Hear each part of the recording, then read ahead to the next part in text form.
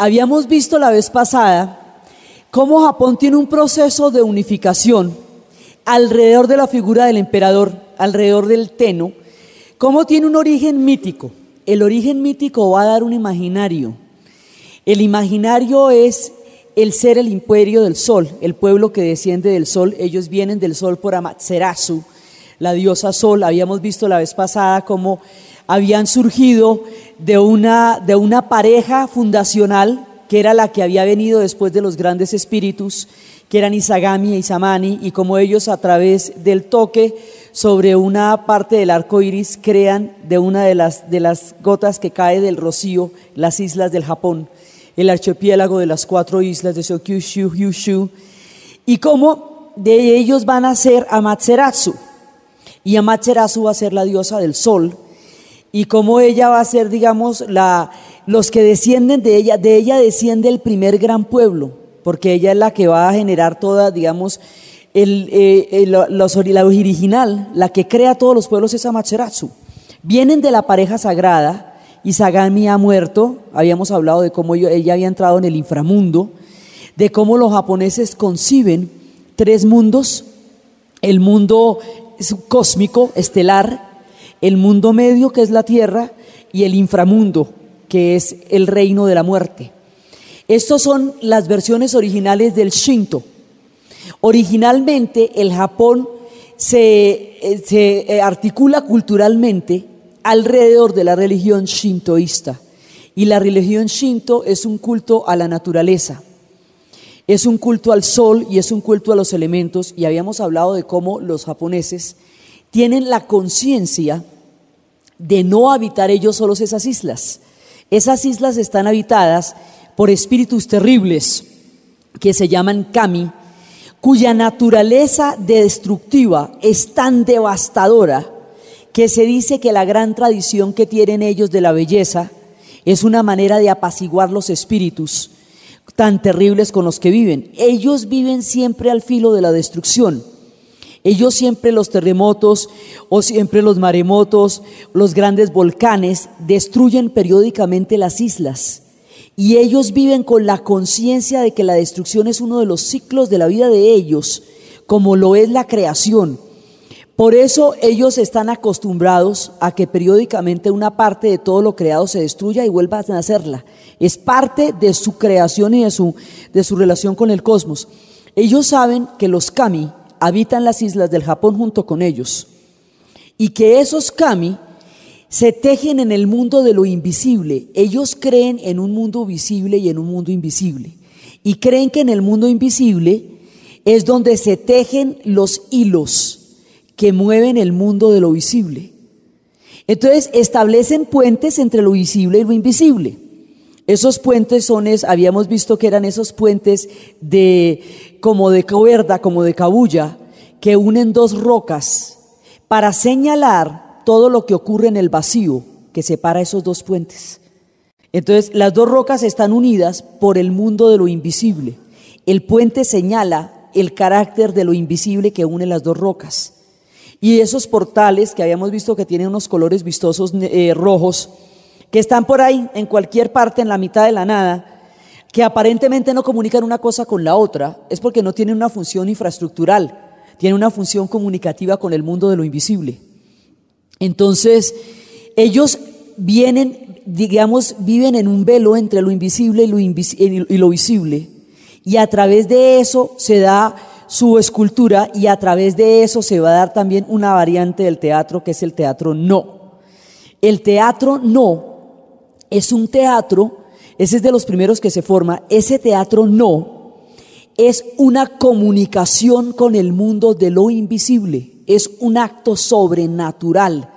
El teatro no está basado en máscaras. Las máscaras dan una imagen, un estado de ánimo. La luz que caiga sobre las máscaras indica un tono emocional. En las artes orientales hay toda una simbología entre la luz, los colores. En este caso son las máscaras. La máscara y el ángulo de luz van a dar una particular emoción. El teatro no crea una atmósfera irreal en donde tenga lugar lo sobrenatural. El teatro no es un punto de encuentro entre el mundo de lo visible y el mundo de lo invisible a través del arte. Entonces, la representación teatral, el movimiento de las manos, la lentitud de los movimientos, habíamos hablado de cómo uno se pasa del lado derecho al lado izquierdo, de la posición del cuerpo durante una hora sin que nadie lo perciba, sin que el ojo lo perciba. Entonces, la lentitud que llegue tiene que darse para que cuando usted vea a la persona está al otro lado y usted no vea a qué hora se volteó. Es todo un acto de ritualidad paulatina, sumamente parsimónica, que tiene todo una connotación religiosa. Entonces, el teatro no es esa invocación al mundo de lo invisible, es el llamado a lo sobrenatural, es el llamado a las presencias de todos esos espíritus que junto con ellos están habitando las islas del Japón. Entonces, ellos tienen una concepción del cosmos. Primero, se reivindican como hijos del sol. Después, ellos tienen todo ese orgullo geográfico que habíamos hablado de cómo ellos quedan en el punto exacto, porque si quedaran más al norte no tendrían los beneficios del arroz, si quedaran más al sur no tendrían las nieves del Fukuyama, si quedaran más al occidente no tendrían el influjo civilizador de la China, pero si quedaran más cerca de China, China se los habría tragado. Entonces, ellos están donde toca. El Japón quedó donde debe ser, para que puedan tener los beneficios del arroz, la belleza del Fukuyama, el influjo civilizador de China, y que queden suficientemente aislados para que puedan desarrollarse como civilización, pero suficientemente cercanos para que puedan relacionarse con otros pueblos. Entonces, hay un origen mítico. Ese origen mítico se va a plasmar en la figura del emperador. El emperador va a ser el que, digamos, el que guíe este mundo de lo sobrenatural y el que guíe el mundo de Amaterasu, la descendencia directa de Amaterasu y de Ninigi, son los que se van a plasmar a través de la figura del emperador. El emperador va a ser dueño de la tierra, él va a ser dueño del Japón. La figura del emperador siempre va a ser sagrada, algunas veces va a gobernar, otras no. Digamos, a veces va a tener más poder que en otras ocasiones. Ellos se van a unificar alrededor de la figura del emperador. El emperador es el que le va a dar toda la continuidad histórica al pueblo del Japón, de una manera, digamos, muy diferente, pero así como la monarquía es la que le produce todo el sentimiento de cohesión histórica a los ingleses. Y ellos se reconocen en la monarquía como una continuidad. Por eso es tan importante para ellos ese jubileo que están celebrando, porque es un piso de asentamiento histórico fundamental. Esta gente se reconoce a través de la divinidad del emperador. Y la divinidad del emperador es su pacto con Amaterasu y con los dioses y con los espíritus. Alrededor de la figura del emperador ellos se van a unificar. Y esos son los primeros periodos, el periodo Yamamoto. Cada uno de los periodos del Japón se llamen Yamamoto, se llamen Kamamura, Ieyasu, Edo. Cada uno de los periodos se llaman por la casa gobernante o la ciudad desde donde se gobierne. Porque cada vez que cambia una dinastía de gobierno van a cambiar de sede, porque como ellos creen en los antepasados, nadie va a querer gobernar en la casa de los antepasados del clan anterior. Entonces, los periodos históricos de ellos se llaman de acuerdo con la manera en que quien estuviera gobernando, desde qué ciudad y qué clan gobierna, dan el nombre de los periodos históricos. Por eso son un poco complejos, porque van es por los nombres de los lugares o de los clanes. Entonces, ellos se unifican y empiezan a crear su civilización alrededor del mundo mítico, alrededor del culto a la naturaleza, alrededor de las flores, alrededor del reverdecimiento de los cerezos, del florecimiento de los cerezos. Tiene una relación muy importante con todo esto. Entonces, la primera parte es la unificación. Y cuando ellos unifican y empiezan a desarrollar, la tradición de la belleza está presente en todas las formas de vida del Japón. Entonces, a medida que se van desarrollando, empiezan a salir los guerreros, los campesinos, los artesanos, y todos están a nombre del emperador. Él es el dueño de todo. Entonces, los guerreros originalmente eran guerreros a caballo. Empiezan a desarrollar los guerreros a caballo, pero la época de los guerreros a caballo va a terminar es cuando los mongoles los ataquen. Porque cuando va a haber el enfrentamiento con los mongoles, cuando ellos vean cómo los mongoles cabalgan, No había cabalgadura que pudiera medirse con la cabalgadura de un mongol, eso no tiene sentido. Entonces ellos empiezan a atacar a pie y cambian su forma de lucha a partir del momento en que van a conocer a los mongoles. Pero las fuerzas terribles que a ellos los destruyen, también los salvan. Y ellos son conscientes de eso, que aún la fuerza más destructiva también puede contener un carácter salvador. Entonces, esos vientos y esos tifones que a ellos los han hundido y que les han hecho tantas maldades, hundieron la totalidad de la flota mongol cuando los mongoles se enfrentaron contra ellos. Y por eso los mongoles no pudieron dominar al Japón. No pudieron dominarlos, primero por los tifones, por los vientos divinos. Y segundo, porque los japoneses dicen que ellos son así, pero que si los atacan, son así, se convierten en un puño cerrado. Son una mano abierta mientras estén tranquilos, pero si los atacan, se convierten en un puño cerrado. Entonces, eso, digamos, cuando ellos entran en contacto con mundos exteriores, modifican sus culturas y sus costumbres, ellos siempre están en capacidad de asimilar las influencias extranjeras y reconvertirlas y hacerlas, digamos, traducirlas a su propia cultura. Entonces, ellos, su religión base es el Shinto, pero ellos después van a asimilar el budismo, y el budismo va a ser una parte importantísima del arte, de la relación con el mundo, de la misericordia, de la relación con digamos, en el budismo hay profundos contenidos de compasión, de amor. Es un bálsamo vivificante en términos de florecimiento del alma a una religión tan fuerte como es el Shinto, porque el Shinto es una religión, habíamos hablado la vez pasada, el Shinto no es una religión valorativa. Ahí no hay bien ni el mal, ahí no hay un concepto ético, hay una relación dada con la naturaleza. El budismo va a entrar este concepto ético, va a hablar de la virtud, va a hablar del camino del medio, va a hablar de la compasión del otro, porque como el objetivo fundamental del budismo es evitar el sufrimiento, entonces implica una relación con los demás que huya del sufrimiento, y es evitar los apegos, y es evitar todo aquello que evite que el alma sufra.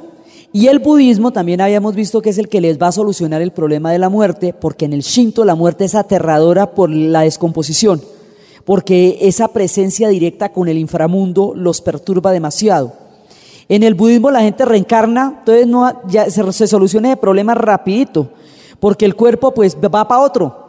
Entonces no hay esa relación tan terrible con lo muerto, sino una transitoriedad de la vida, del círculo de la vida y la muerte. Entonces ellos asimilan el budismo como actitud psicológica de la vida, ellos asimilan el confucianismo como orden social, y en la medida en que asimilan el confucianismo como orden social, desarrollan el nivel de relaciones, de los círculos de deberes, que es el confucianismo, que son relaciones del soberano al súbdito, de los padres a los hijos, de los mayores. Todo eso les va articulando un tipo de sociedad que se va a unificar alrededor de la figura del Tenno, que es el emperador. Entonces, ellos van a asimilar todo esto. Ahora, la mayoría de estas cosas vienen de la China. El budismo viene de la India, pero lo va a conocer Oriente a través de China, porque es en China donde el budismo va a tener todo su esplendor. La India, por la diversidad de su religión, del hinduismo, simplemente absorbe el budismo como una más de sus muchas formas religiosas. En cambio, en la China, el budismo va a dar todos sus frutos y va a crear las grandes escuelas que se van a esparcir tanto por la China como por Corea, y es a través de Corea que va a llegar el budismo al Japón. Entonces, eso viene directamente de allá. El confucianismo sí es un invento chino patentado. Eso es chino, y el Tao también es chino. Entonces, el confucianismo además habíamos visto que podía entrar muy fácilmente con ellos, porque como ellos creen en el mundo de lo invisible, y el confucianismo no distingue entre la vida y la muerte, lo considera una misma continuidad de un círculo que por una cara tiene la vida y que por otra cara tiene la muerte, y que el punto que une a los antepasados con los parientes son los ancianos, los seres del crepúsculo, aquellos que están en ese punto de entre las tinieblas y la luz, entre el final de la vida y el comienzo de la muerte, a punto de sabiduría tal para poder entender la esencia del crepúsculo. Por eso ellos son los que rigen las sociedades en el confucianismo, porque son los que entienden la naturaleza del crepúsculo. Entonces, se van permeando de todas las religiones, y con todas las religiones van montando su cultura. La última de las influencias que llega, pero no la menos importante porque es definitiva, es el Zen. Y asociada con el budismo va a dar el budismo Zen. Entonces la esencia religiosa del Japón es absolutamente importante, va a crear una cultura colectiva, una cultura en la cual dentro del confucianismo usted es importante en la medida en que usted obedezca las leyes de donde nació, se mueva en la dirección en que le toque. Usted está perfectamente notificado de cuáles son los límites de su vida. Se mueve dentro de eso y todo el clan funciona. Ese es el concepto de, digamos, de pertenencia. Para ellos no es importante, digamos, la identidad no es problema porque están notificados de quiénes son en el momento en que nacen. Eso está perfectamente claro, cada parte, eso está totalmente estratificado. Entonces, en el primer periodo se va formando todo esto y se va aglutinando alrededor de la figura del emperador. El Shinto predomina sobre todo porque estos son japoneses. Shinto es, digamos, las demás influjos religiosos se añaden al Shinto, pero ellos son ante todo Shinto. Eso es lo que son. Además de otras influencias, pero ellos son Shinto. Y el Shinto se garantiza, se sella y se legitima a través de la figura del emperador, y el emperador los une a ellos con la diosa del sol, con Amaterasu. Entonces ya sobre esa base se crean los ejércitos, se desarrollan las culturas, entran en contacto con otros pueblos. Cuando entran en contacto con otros pueblos asimilan sus influencias, pero para su propia mirada del mundo. Y así se van desarrollando hasta cuando empiezan a llegar los europeos. Vamos, en ese periodo es cuando se va dando toda la amalgama de religiones que habíamos visto la vez pasada y todo el espectro mítico. Cuando ya la cultura está muy consolidada, es cuando empiezan a llegar la primera oleada de europeos. La primera oleada de europeos corresponde a la época de las exploraciones comerciales. Los europeos tienen dos oleadas, una de exploraciones comerciales que fue la de 1400-1500, que es en la época en que llegan los holandeses y los portugueses, que es cuando se hizo una novela que se llamaba Shogun, que era la de Waka y era con Richard Chamberlain y todo eso. Entonces, eso corresponde a ese periodo. Entonces resulta que llegan los portugueses y llegan los holandeses y después van a llegar los ingleses y van a llegar allá, van a llegar con armas, van a llegar con otra forma distinta de pelear, pero en esa época lo que miran los japoneses del contacto, eso no es una época colonial todavía, porque el colonialismo se está dando es totalmente en América Latina. Digamos, todo el tiempo en que el mundo está explorando comercialmente las rutas del planeta, nosotros estamos siendo colonizados por España. En el momento en que se produce nuestra descolonización, en el siglo XIX, es cuando el resto del mundo va a ser colonizado por Inglaterra y Francia. Entonces, esos primeros 500 años no son coloniales, salvo en América, porque la única que tiene esa capacidad como imperio es España, y todo su imperio pues está en un territorio inmenso que es toda la América. Entonces aquí hay es un coqueteo comercial, van a mirar a ver como qué chismes hay al otro lado, ya que estamos en las rutas de exploración y que efectivamente existe Catay y Zipango, como había dicho Colón, no en las Bahamas, pero existen. Entonces resulta que llegan allá y los japoneses se ponen a mirarlos y dicen, esto está raro. Esta gente cree en un mismo Dios y se matan por eso, porque no es que uno sea protestante si los otros eran católicos. Entonces dice, eso está rarísimo, se matan por el mismo Dios y creen exactamente en el mismo Dios. Se matan entre sí, son terriblemente ambiciosos, desean muchas cosas, quieren poseer muchas cosas. Ellos quieren, primero, nos quieren ofrecer cosas que no necesitamos. Segundo, van a querer nuestra alma. Después van a querer nuestra alma y van a querer nuestra esencia. El tipo de valores que esta gente trae, nosotros no lo necesitamos. No es chévere para nosotros, no conviene a la gente del Japón. Entonces, nosotros no necesitamos estos extranjeros porque son terriblemente codiciosos, porque tienen un comportamiento depredador, porque lo que quieren es avaricia y porque lo hacen en nombre de un Dios en nombre del cual se matan y matan. Nosotros no entendemos esto está muy raro. Vamos a tener esta gente alejada de acá porque eso no hace bien a nuestro espíritu como pueblo. Y ese día cierran con llave el Japón, 3 siglos. Cierran el Japón y de ahí no vuelve a salir ni entrar nadie. Entonces deciden que los europeos no son una influencia que a ellos les interese tener cerca. Y los sacan de allá. Y sacan a los portugueses, sacan a los holandeses, sacan a los ingleses que hay allá y se quedan los japoneses encerrados. Lo que sí tienen es construyen en madera un puerto frente a Nagasaki, un puerto construido en madera que no es territorio, es madera sobre el mar, donde comercian, eso sí. Entonces ahí sí comercian, ese es un puerto de comercio con Occidente. No sabe uno, ¿no? Para no mantenerse de todas maneras tan desconectado, quién sabe qué cositas se vayan a inventar en una de esas, ¿sí? Pero eso no es territorio. El hecho de ser construido en madera es muy importante porque hace que sobre el territorio de Japón no esté nadie. Eso es una construcción en madera que se hace frente a Nagasaki. Y siempre tuvieron ese puerto de influencia con Occidente, por si cualquier cosita, no sabe un chisme, cualquier cosa que pueda pasar en esos días. Y se encierran y la pasan buenísimo. Buenísimo. En el momento en que ellos se encierran, viene el periodo más legendario de la historia del Japón, el periodo Edo. El periodo Edo se llama así por la capital desde la cual van a gobernar los clanes. Esa capital, que durante todos los siglos del periodo Edo se llamó así, más adelante se llamaría Tokio. Entonces, esa sería, Kioto sería ya después la gran capital, Kioto. Entonces, desde el periodo Edo, ellos empiezan a desarrollar, ahí llega a un punto de madurez su civilización, han recibido suficiente influjo de los pueblos extranjeros para consolidar muchas de sus creencias y han desarrollado suficiente trayectoria histórica para poder madurar una cultura. Y esa combinación va a madurar una civilización maravillosa. Y como duran tanto tiempo aislados, las cosas tienen tiempo de florecer, porque además es una época, digamos, relativamente pacífica. Hay guerras entre clanes, siempre las va a haber, pero no es un periodo particularmente turbulento. Siempre va a haber guerras y controles del poder, pero no va a haber digamos, es un periodo en que pueden florecer muchas cosas a la vez. O sea, hay épocas en las cuales simultáneamente se da todo. Y empiezan a construir semejante civilización.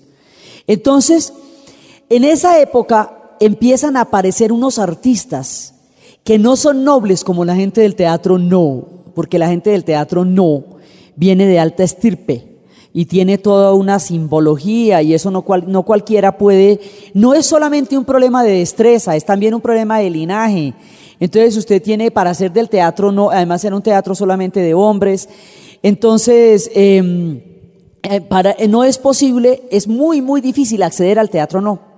Entonces va a aparecer un tipo de teatro completamente diferente, mundano, mucho más, un teatro mucho más alegre, porque es que el teatro no es grave, trascendental, es una invocación a los espíritus y al mundo de lo invisible, y el mundo de lo invisible es temible. Este va a ser un teatro de mucho más de entretenimiento, de esparcimiento, se va a llamar el teatro kabuki. El teatro kabuki no se basa en máscaras, sino en pinturas. Son maquillajes de los actores. Ahí ya empiezan a aparecer las mujeres en escena. Entonces, se va a crear toda una cultura en el Japón, que es la cultura Ogiya. Esa cultura es una manera de vivir que se llama la cultura de las islas flotantes.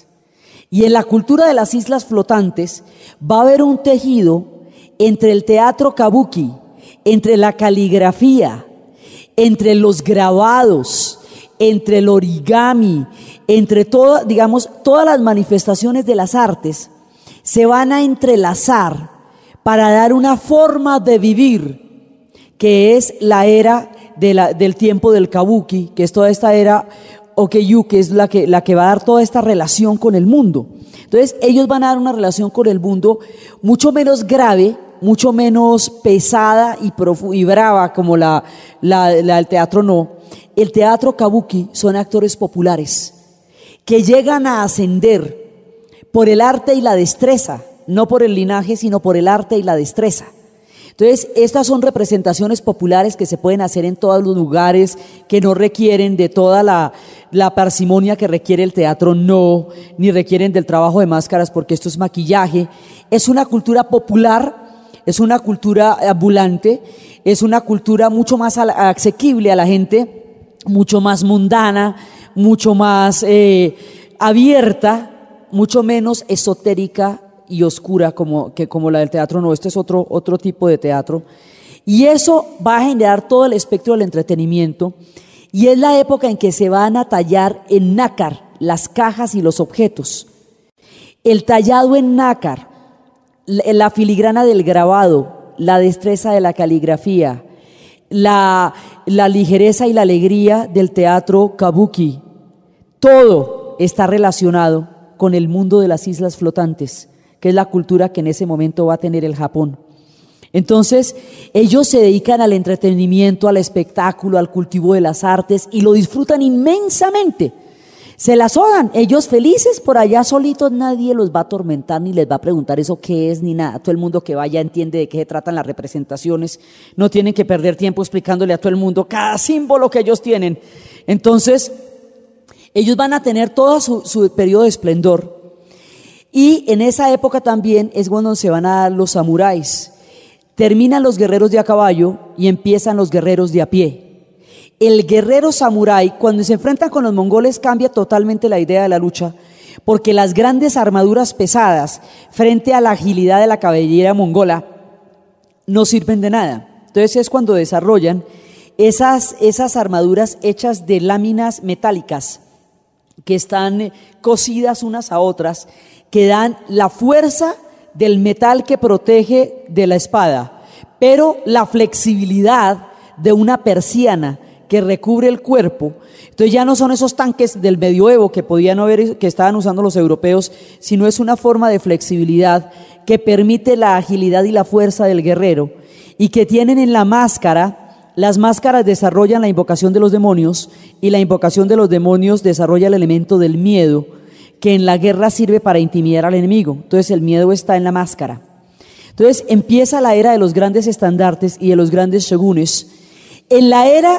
Cuando empieza la era de los samuráis tienen un señor, ahí se va a debilitar el poder imperial, porque el poder se va a atomizar en la era de los shogunatos. Ahora, el emperador sigue siendo divino. Su carácter divino, su carácter de Dios no va a ser cuestionado en ningún momento. Lo que pasa es que los shogunes deciden y el emperador legitima y ratifica la decisión de los shogunes. Si se quiere, es lo que más se parecería a una monarquía constitucional, en la medida en que la monarquía legitima, pero no es quien directamente decide en este periodo de la época. Antes, en el periodo Yamamoto, sí era el emperador, lo decidía todo.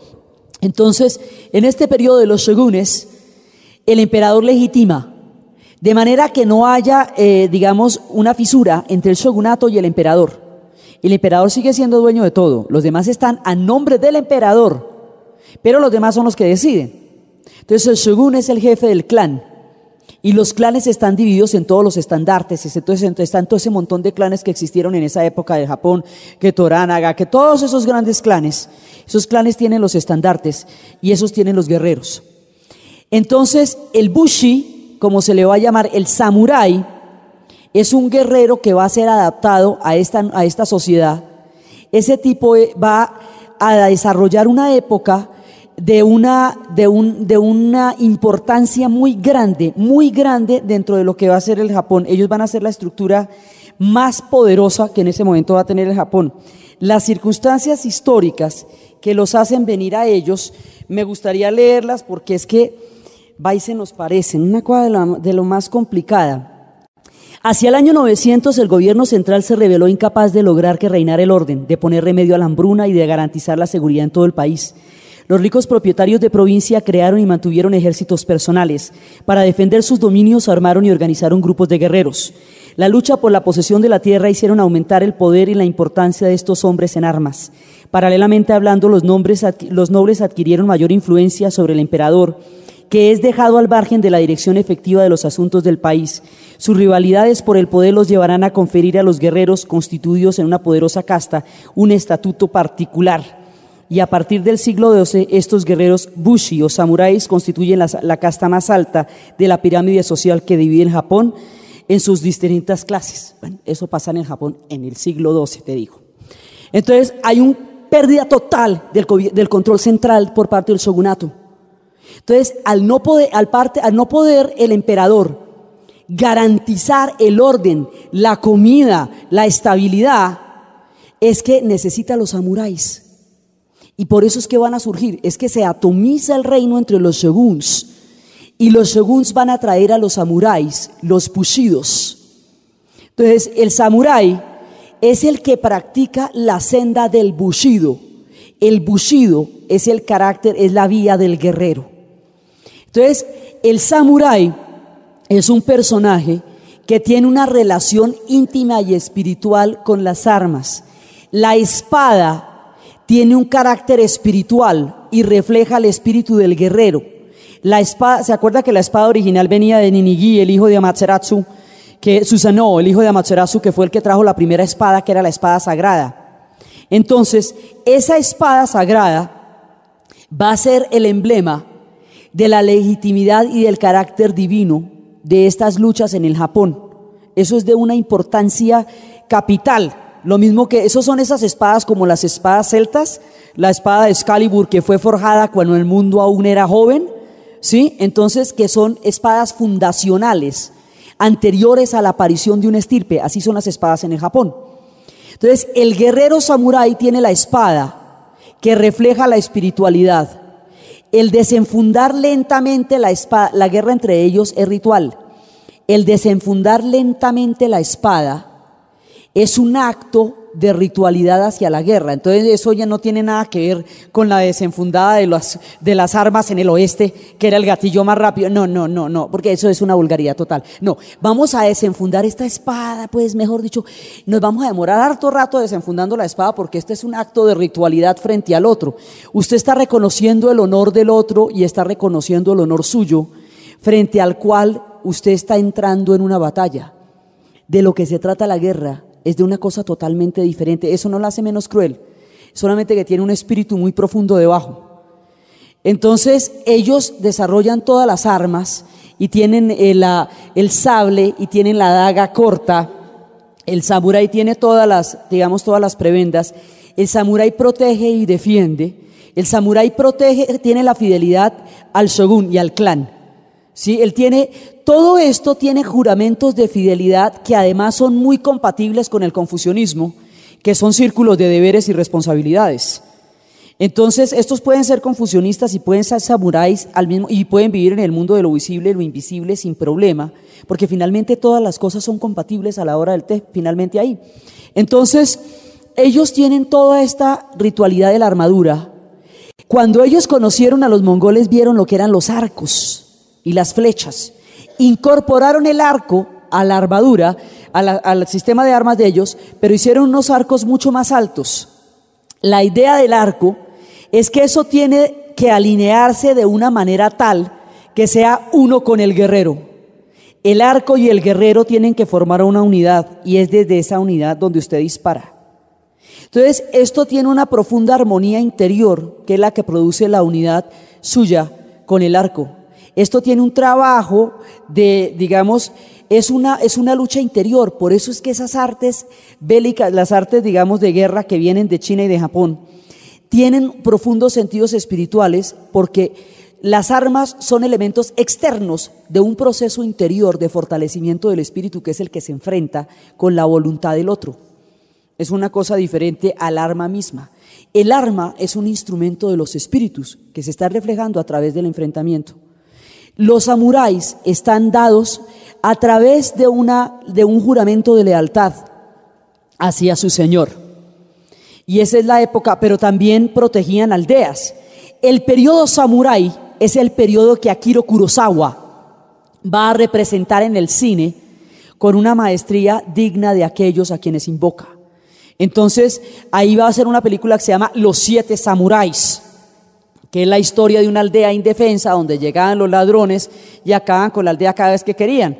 Y entonces van a contratar 7 samuráis para defender a la aldea. En ese momento captan la lealtad de los samuráis hacia la aldea. Entonces es toda la historia de la interacción entre los samuráis y la aldea. Y tiene un elemento divertidísimo, un samurái que era un mamador de gallo que los despertaba a las 3 de la mañana diciendo que venían los ladrones. Y decían, ¿pero y qué? Dice, no, ¿y qué tal que hubieran venido? Mire, semejante despelote, como para que estuvieran aquí, ¿no? Entonces, eres un personaje jocoso en medio de la solemnidad del drama de un pueblo impotente frente al saqueo permanente de todos los grupos que entraban allá y se robaban lo que querían del pueblo. Entonces, los samuráis son representación de honor. Incluso cuando su amo ha muerto, ellos pueden vengarlo bastantes años después. Habíamos hablado, un samurái cuyo amo ha muerto es un Ronin, un hombre ola, porque es un hombre que sencillamente ha perdido aquel a quien hizo su juramento. Todo este haz de relaciones está dado por juramentos. Esos juramentos son guris. Esos guris son lazos de deber y de responsabilidad que usted tiene con alguien. Entonces, por ejemplo, si usted juró lealtad a su señor, usted le debe lealtad a ese señor, la merezca o no. Independientemente de que el señor sea un chévere o sea un sinvergüenza, usted le juró lealtad a ese señor. Con ese señor usted tiene un guri. Digamos, el guri va más allá de la moral de la persona con quien usted lo adquiere. Si a usted lo salva un asesino o lo salva un ladrón, usted tiene con esa persona una deuda. Más allá del comportamiento moral que esa persona tenga. Esa persona puede ser un asesino, puede ser un ladrón, pero usted tiene un guri con él. Entonces usted cumple su guri y lo que esa persona haga o no haga no es problema suyo, porque usted cumple lo suyo. Son juramentos, haces de lealtad. Son una profunda interconexión entre ellos, entre el mundo invisible y lo visible. Entonces, los samuráis van a desarrollar una época gloriosa porque van a resignificar todo el honor del Japón. Y por toda esa espiritualidad que tiene todo su arte de la guerra y todo eso. Eso no significa que no se hubieran exterminado clanes enteros, que esto no hubiera sido terriblemente violento, que la gente no hubiera sufrido muchísimo bajo las guerras de los shogunatos, que no hubieran sido épocas brutales y turbulentas también, sino que tenían otro sentido diferente. Había, digamos, como una profundidad detrás de la cual existían las formas en que se hacía la guerra. Yo no sé si eso haga una diferencia mayor, pero sí es otro concepto, digamos, que la destrucción por la destrucción misma o que la ambición. O sea, un samurái no puede ser un tipo ambicioso, porque ¿cuál es su ambición sino cumplir su honor? Él no necesita riquezas para él, no necesita nada. Es un tipo que no le puede tener ningún apego a la vida, porque la vida la puede perder en cualquier momento. La naturaleza de su existencia es estar dispuesto a morir, pero tampoco se puede enamorar, porque si lo van a matar cualquier día de estos. O sea, es un tipo que está en el desprendimiento porque ha escogido un lazo de lealtad que implica que su vida se esfume en cualquier momento, y así debe ser.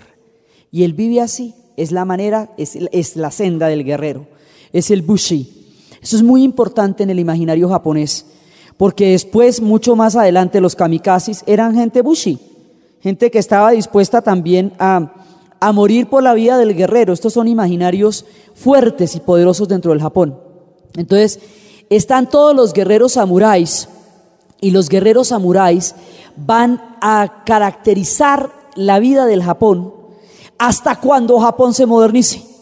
En la época en que Japón se tenga que abrir y se modernice, en esa época, cuando ya empiecen las armas de fuego, cuando Japón entienda a través de la forzosa apertura que después vamos a ver, porque ellos los abrieron a lo bestia, que ellos ya no van a poder seguir, que la senda del guerrero no puede contra el rifle, ni contra el rifle de repetición, ni contra el fusil, ni contra nada de eso, que eso ya no se va a poder. Entonces primero van a empezar a pensionar a los samuráis. Entonces les van a dar una pensión, sí, pero un samurái pensionado, pues como un cazador de escritorio. Entonces, y después ya les van a quitar las pensiones cuando llegue la crisis económica, y después los samuráis van a languidecer sin oficio ya ninguno dentro de la sociedad japonesa. Pero durante muchos siglos ellos fueron la casta más importante del Japón, y ese es todo el periodo de Kurosawa. El cine de Kurosawa es la época del Bushi, y esa es la época de la senda es la de Kagemusha, la sombra del guerrero, que era esa historia que habíamos visto de cuando se muere el jefe de un clan, y solo 3 años después de la muerte de ese clan, de ese jefe, es que el otro lo debe saber. Entonces buscan un sustituto que va a ser la sombra del guerrero. Entonces, alrededor de ese periodo es donde se dan la mayor cantidad de historias del mundo japonés, alrededor del tiempo de samuráis, que es toda la época de Edo. Mientras los samuráis desarrollan guerras pavorosas y mientras los clanes se enfrentan de maneras terribles y con esta dualidad que tienen ellos entre la belleza y la crueldad, de ser capaces de pronunciar un verso hermoso en la mitad de la crueldad de la batalla, que es el kan, esa posibilidad de retomar la poesía en medio del horror de la batalla. Entonces, mientras todo eso está pasando, estos periodos también van a ser las épocas de las geishas. Entonces, todo esto pasa mientras el Japón se encierra. Es cuando están los samuráis, el teatro kabuki, la cultura de las islas flotantes, el mundo de las geishas, las ceremonias del té. Todo eso pasa mientras ellos están encerrados. Entonces, claro, el día que se abran, el mundo no se la va a creer. La cantidad de maravillas que hay en el Japón, y van a resultar del todo incomprensibles, porque esos códigos los desarrollaron ellos y se los saben ellos. Esto apenas es una descripción. De aquí a que uno pueda entender los contenidos de lo que estamos hablando es otra cosa. Los mencionamos como menciona la palabra. Entonces, resulta que esa es la época de las geishas. Ellas van saliendo por ahí como desde el siglo XIII, más o menos. Las geishas son toda una tradición que se basa, aquí en el Japón todo es dual, todo tiene un doble significado. Las geishas, a través de la sumisión absoluta, van a lograr un poder grandísimo sobre la sociedad japonesa. Es una cosa muy compleja. Una geisha entra desde muy pequeña a una casa que se llama la okiya. La okiya es la casa donde la geisha va a ser educada. Entonces, me imagino que alguien habrá leído Las memorias de una geisha y Seda para hoy. Sí, y los que se leyeron Seda habrán venido llenos de dulzura. Sí, porque era una dulce recomendación para hoy haberse leído Seda, porque es un regalo al alma poder leer eso. Entonces, resulta que la geisha entra desde pequeña, y la geisha, cuando la empiezan a entrenar, es una maiko. Una maiko es una geisha aprendiz. Entonces van a desarrollar muchísimas destrezas. Entonces, lo primero que ella tiene que hacer es el maquillaje. O sea, hay una parte que es toda la ritualidad del maquillaje y la ritualidad del vestuario. Y el vestuario tiene una cantidad de connotaciones según la edad, la época, el año, la estación, porque hay una época, por ejemplo, cuando se acerca la primavera, los kimonos se visten de cerezos que van a florecer, pero en invierno son azules oscuros y en verano son de colores melocotones. Los colores de los kimonos van reflejando el paso de las estaciones y el reverdecimiento de las flores. Entonces, porque ellas tienen toda la simbología de las flores del señor mariposa, de las historias del señor mariposa cuyos espíritus de las flores llegaron a reconfortarlo. Entonces, a ellas las visten, porque es muy complicada la vestimenta de la geisha, porque tiene muchísimas capas.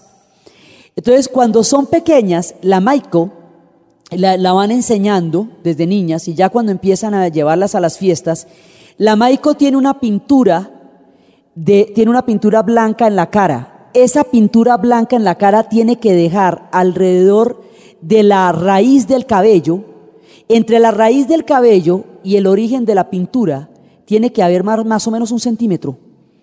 Ese centímetro que hay entre la raíz del cabello y la aparición de la pintura indica desnudez. Es decir, debajo de la pintura hay una mujer desnuda. Son todos los simbolismos. Entonces, eso lo miran y es la desnudez. La sensualidad que proyecta la geisha, para ellos la sensualidad no está dada en los senos, sino en el cuello. Por eso los kimonos son escotados atrás. Entonces, y atrás tienen unos símbolos en el cuello que representan lo que puede ser un órgano sexual femenino delineado apenas acá, en la parte de atrás del cuello, y esa es toda la simbología. Toda la sensualidad está dada en símbolos. Más adelante van a tener unos peinados que se llaman de melocotón partido, que es el peinado en el cual una cinta de color melocotón se pone de un lado al otro de la cabeza y aquí alrededor sale la cabellera. Eso simula una vulva y es una manera, es el peinado de melocotón partido. Todo es un acto de sutileza, es decir, la presencia de la geisha ya tiene una cantidad de simbología detrás sin que ella se haya movido. Para nada, es solamente el vestuario que va denotando el paso de las estaciones, que va denotando el paso del tiempo del ambiente de la misma geisha. El pelo tiene una cantidad de adornos y los adornos van denotando las etapas de la juventud. Entonces, ahí en Los secretos de una geisha decían que además de la historia, es hermosamente escrito, decían que en las memorias que los adornos eran, es una cosa un poco cruel, pero decían que los adornos eran como la juventud, que cuando eran muchos, cuando se era muy joven, muchos no se notaban, y cuando después con el tiempo uno solo ya sobraba, que eran como las ilusiones. Así es cruel, digamos, muchas partes de la geisha, porque es un mundo de negación. Es un mundo de negación y es un mundo, digamos, es un mundo en el cual usted mata sus emociones para poder ser una geisha. Es brutal y detrás de esto hay una explotación brutal. Y a cambio de la explotación usted obtiene el poder. Es una cosa bien complicada. Entonces a ella la van adiestrando en la danza. Ella tiene como 7 horas diarias de danza. La van adiestrando en los instrumentos musicales. Esos peinados y esa mano de adornos hace que usted no pueda ni bañarse la cabeza sino una vez por semana, ni recostar la cabeza en una almohada. Entonces ellas duermen en una cosa que llama un tatami, que son unas camas de madera que tienen un círculo aquí, que es donde usted duerme así colgada, para que no se despeine. Y es una vez a la semana que pueden peinar. Entonces los adornos de la geisha son tan íntimos como su ropa interior, precisamente porque no se pueden bañar mucho, entonces eso es una cosa de cada uno. Entonces la geisha pertenece a la hoquilla, que es la que le paga la colección de kimonos. La colección de kimonos es la fortuna de la geisha. Ella debe tener casi que un kimono diario y a veces más. Entonces la colección de kimonos es lo más importante que tiene la geisha, porque con eso es que ella va a ejercer su oficio. Por eso el terror más grande que ellos tenían eran los incendios. En una tierra donde hay tanto movimiento telúrico y donde hay tanto volcán, los incendios, se le quema la colección de kimonos a una geisha y se le acabó la posibilidad de ejercer la profesión, porque ella depende de los kimonos. Cuando los kimonos los posee la hoquilla, la geisha pertenece a la hoquilla y no hay nada que hacer. La geisha se independiza en la medida en que ella sea capaz de comprar su colección de kimonos, pero ella las puede comprar en la medida en que tenga un dana, es decir, un hombre que la mantenga y la libere de la hoquilla, pero en todo caso siempre está en servidumbre. En cualquiera de los casos siempre está en servidumbre. Entonces lo puede ser de un dana que la libere de la hoquilla o puede ser de la hoquilla. Pero en todo caso, ella siempre está sujeta a que alguien, porque además son costosísimas. Todos los maquillajes, la gente que las viste, todo esto es una cantidad de dinero lo que se requiere para que una geisha pueda merecer y lucir como debe ser. Entonces, las geishas manejan el arte de la danza, manejan el arte de la música, ellas tienen que tocar instrumentos. Ellas son poetisas, ellas manejan el arte de la narración, ellas manejan el arte de la ceremonia del té, que eso es una cosa importantísima porque está ligado al zen. Entonces la ceremonia del té es la temperatura a la cual se encuentra el agua, en el punto en el cual hierva, la belleza del pocillo, el estilo con el que esto se sirva, la sutileza con que el té se vierta sobre la taza, el momento en que se produzca, el sitio donde nos sentamos a tomar el té, las pequeñas cajitas donde se dan las ceremonias del té, porque la minuciosidad en el rito de la vida cotidiana japonesa no tiene que ver con la frialdad ni con lo light, tiene que ver con la manera como el zen se relaciona con la naturaleza. Acuérdese que en el zen la lentitud de los movimientos y la precisión de la ritualidad abre espacios psíquicos interiores frente a la divinidad. Esto no tiene nada de superficial, son cosas absolutamente profundas que ellos hacen diariamente. Entonces, acuérdese que en el Zen, barrer jardines de piedra de una manera tal que casi ni se note el paso del rastrillo sobre el jardín es una de las tareas de los monjes Zen. La ceremonia del té es Zen, porque la manera como eso se pueden demorar una tarde en esas, pero la idea es que como son esos tiempos que salen a partir de la contemplación del éxtasis o a partir del movimiento ritual y armónico y continuo y lento de una forma, ese movimiento es Zen, porque ¿qué es el Zen? Son comunicaciones con otro tipo de espacios psíquicos y divinos y cósmicos, ¿sí? Que se hacen a través de ritualidades, pero que en realidad son ritualidades externas que están abriendo profundos espacios interiores, por decirlo de alguna manera. Todas estas cosas son indefinibles. Esto es como para reseñarlas, ¿cierto? Pero esto es indefinible porque lo que es el Zen no se puede definir, como no se puede definir lo que es el Tao. Son espacios interiores y hay gente, pues se les va la vida entera estudiando, llegando a aproximarse al Zen. Entonces esto, lejos de ser una definición, es solo una referencia. Entonces la ceremonia del té, ella la tiene que dominar. Ella tiene que lidiar la naturaleza masculina. Entonces, ¿qué hacen las geishas? Una vez que están preparadas, ¿qué hacen? Empiezan a tener citas. Las citas se hacen en las casas de té. Entonces usted tiene la hoquilla, luego va a la casa de té. En la casa de té es donde le cuadran a usted la cita. Entonces el señor fulanito pidió una cita con la geisha. Entonces a usted le dan una agenda y usted tiene que estar a esa hora donde el señor fulanito. Las reuniones de negocios se hacen con la presencia de las geishas, porque las geishas son las que van a matizar la reunión. Muchas veces las cosas que se van a hablar allá son tan ásperas que usted necesita un ser de estos para que las cosas sean llevaderas. Entonces, la primera condición de la geisha, y esto es de vida o muerte, es el silencio, el secreto. Ellas están oyendo conspiraciones, ellas están oyendo fines de clanes. Las cosas que ellas llegan a oír, ellas están en los círculos más altos de la sociedad japonesa, porque los hombres que pueden tener derecho a ellas, por la posición económica desde la cual pueden acceder, pues son hombres de muchísima importancia, son hombres mucho mayores, porque son hombres que han adquirido ya en ese momento una posición en la vida lo suficientemente cómoda económica y políticamente para poder acceder a una geisha. Entonces ellas se mueven entre hombres maduros, muy adinerados y muy poderosos. Estos tipos definen el poder en el Japón. Lo que ellas escuchan es el destino de millones de personas. Ellas no pueden abrir la boca fuera de un recinto de esos. Entonces ellas lo que hacen es manejar la situación de manera que las cosas más bárbaras se puedan hablar ahí y no se maten entre todos, porque ella va y les da más tecito, les revuelve la sopita, te provoca otra cosita, ¿sí? Mejor dicho, es la fuerza inconmensurable de lo pequeño, como diría el I Ching, lo que es una geisha. Es una forma de poder absolutamente impresionante. Cada uno de los gestos de ella está absolutamente calculado. Lo primero que ella tiene que hacer es maestra de sus emociones. Entonces la geisha se maquilla tanto por dentro como por fuera.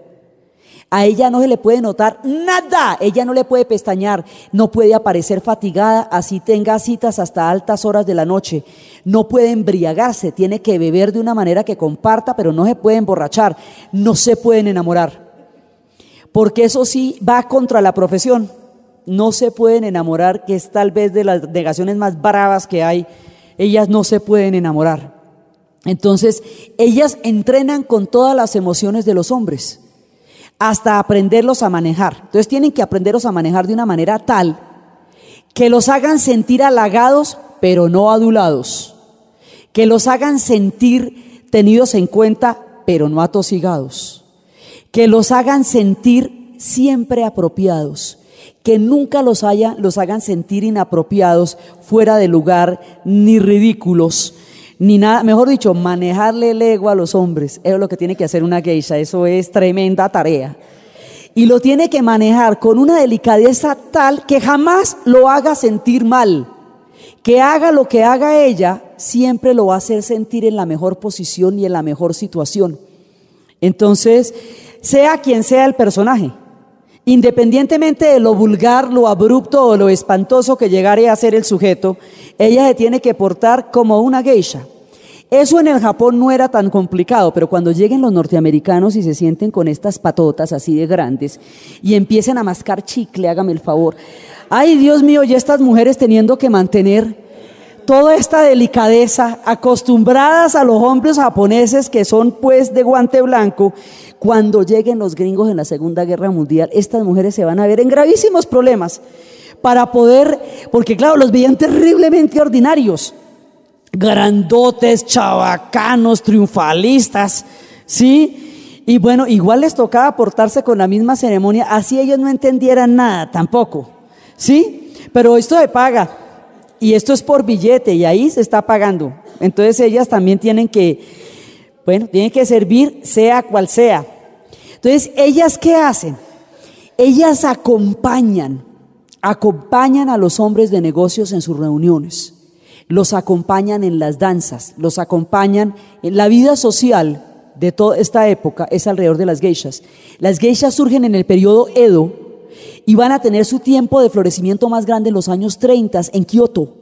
Y Kioto, que es como se va a llamar después Edo, va a ser la capital del mundo de las geishas, y en un momento dado va a llegar a haber más de 200,000 geishas en Kioto, y de todo Japón viajarán para ver a las geishas. Ellas van a ser, en un momento dado, ellas se van a convertir en la tradición más importante del Japón, porque ellas van a sobrevivir a los samuráis. Los samuráis mueren con la modernidad, las geishas van a continuar. Entonces, la geisha, por ejemplo, habíamos hablado que cuando hay una sopa, que es una sopa de mijo, como una sopa de millo, esa sopa, el cereal se aposenta en la parte de abajo de la sopa. Entonces dicen que cuando la conversación se hace difícil, ella tiene que remover la sopa con la conversación. Entonces ellas tienen que tener el apunte que toca, en el momento en que toca, decir lo pertinente, cuando toca. Es ejercer, digamos, los poderes de seducción femenino hechos oficio y profesión. Esto es una profesionalización de la mirada, del coqueteo, del silencio, de la distancia, del acercamiento. Aquí está estudiado todo. No hay ningún rasgo de espontaneidad en la geisha, y tiene que ser de buen humor además. Tiene que ser una mujer natural, con una sonrisa fresca, porque no puede parecer impostada. Esto es una tarea que le digo, pues se les va la vida en eso, ¿sí? Y a estas las están entrenando para todo, las entrenan para bailar, las entrenan para recitar, pero también las entrenan para manejar las emociones, y son entrenamientos sumamente duros los que les va a tocar a ellas para poder aguantar el trasnocho, el cansancio, las jornadas tan fuertes que les tocaba a ellas, y poder manejar las emociones. Y todo el influjo de lo que cada una de esas geishas haga es que se sostiene la horquilla. Entonces, la geisha que más producido tenga al mes va a volverse la hermana mayor, la adoptiva de la geisha, digamos, aquella en quien se destina el linaje de la geisha. Eso tiene una serie de jerarquías, desde las chiquitas que se están entrenando, las maiko, hasta las grandes geishas, que son instituciones, verdaderas instituciones. Entonces, una geisha llega a ser una mujer que está en los círculos donde se manejan el poder, las decisiones, el dinero, la fortuna. Es una mujer rodeada de lujos, de riquezas, de pleitesía, porque mire, una geisha es tan importante que las esposas se sentían profundamente halagadas de que su marido tuviera una geisha, porque eso le daba estatus a todo el mundo. Entonces, primero era una garantía de que no andaba por ahí con una cualquiera, ¿qué te digo? No, tiene una geisha, óyeme, ¿sí? O sea, ¿cómo sería que le daba estatus hasta a la esposa del man, ve? Esto era una cosa impresionante, lo que ellas significaban en la sociedad japonesa, ¿sí? Ellas tenían todo el poder, ellas daban el estatus, y el estatus les era dado a ellas. Ellas tenían toda la riqueza, ellas tenían el acceso a los altos círculos, a todo, a cambio de la sumisión más absoluta de todos sus sentimientos, sumisión que se convierte en poder. Yo pienso que ahí está la raíz de todas las oscuridades yin de lo femenino, en lo que es la esencia de la geisha, porque es el poder a través de la sumisión. Entonces es esa doble contradicción. Ellas se niegan todo y a cambio de la negación de todo les queda todo. Entonces, digamos, la sexualidad en la geisha es una parte de todo su itinerario. Es una parte, digamos, ellas también pueden tener sexualidad con los clientes, pero lo importante es toda la vida social que se teje alrededor de la geisha.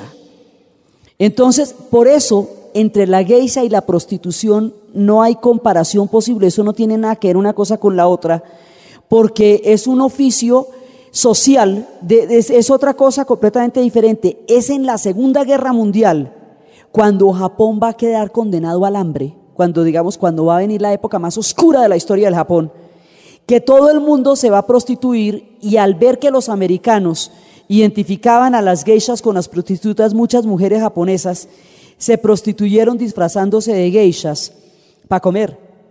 Entonces se estableció esa identidad. Eso lo ven los norteamericanos porque no tienen patrón posible de comparación entre lo que significan esas mujeres en la sociedad japonesa y lo que puede ser la sociedad gringa. No hay nivel de equivalencia. Entonces ellas van a vivir, entonces es una época de las geishas, es una época, y además ellas van a encarnar las ceremonias más importantes, las obras de teatro.